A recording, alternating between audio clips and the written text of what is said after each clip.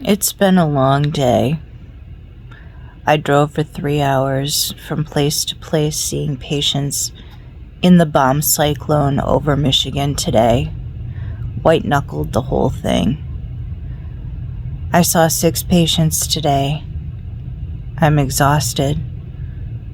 My kids are stressed. My daughter's having her own issues. My son had 4 wisdom teeth pulled. My littlest son had been sick. Everybody in my family is sick, but I'm not sick, thank God.